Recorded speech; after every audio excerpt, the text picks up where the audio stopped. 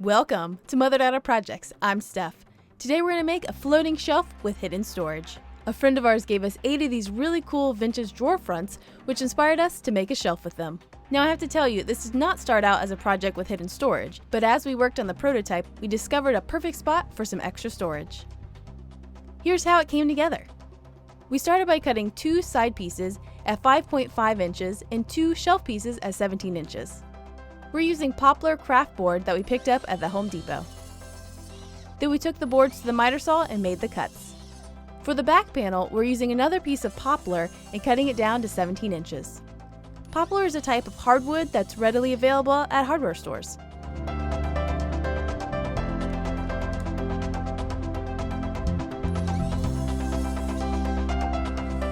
Then we lightly sanded all the pieces and sanded off the stickers. Next, we stained all the parts.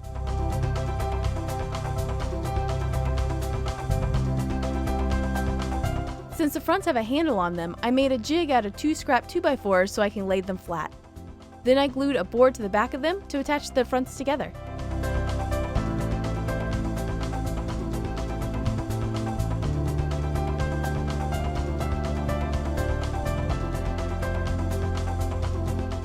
To hang these shelves on the wall, we're going to use a French cleat.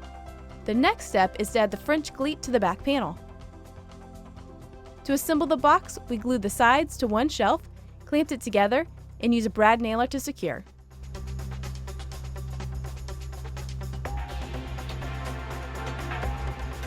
Now, if we put the French cleat straight on the wall, our shelf would be a little slightly angled. To make sure the shelf is perfectly flat on the wall, we're going to inset the back panel of the shelf by the amount that the French cleat sticks out. I continue to brad nail the wood into place. Throughout this project, you see us using this little tool, and it came in really handy when we needed to mark and measure accurately. Now that we've got a great little compartment, we're going to use strong earth magnets to secure the front to the shelf. Here you see that I'm marking the location for the magnets, but if you don't want to make the hidden storage and add the magnets, then at this step you could just glue your front in place and brad nail it. Then I use a Forstner bit to make flat inset holes for the magnets.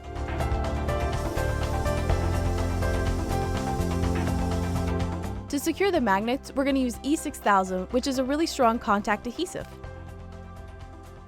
We wanted to get a precise amount of glue, so we used a craft syringe to get the right amount into the holes.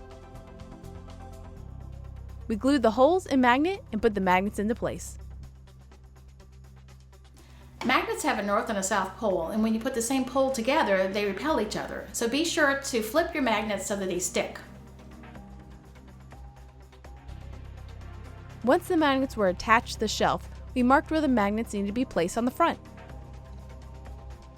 On the Forstner bit, you're going to notice there's a little piece of tape, and that was just to make sure that all our holes were the same depth. Well, we started with painter's tape, but we realized the better tape was duct tape in the end.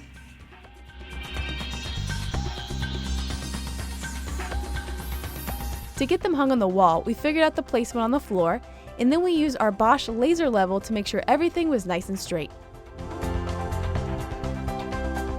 We hung the wall portion of the French cleat up and slid the shelf into place.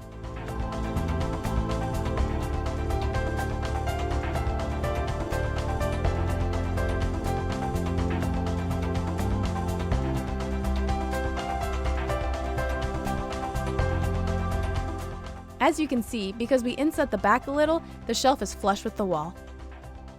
Along with being cool, unique shelves, I now have a place to store stuff like my secret stash of candy.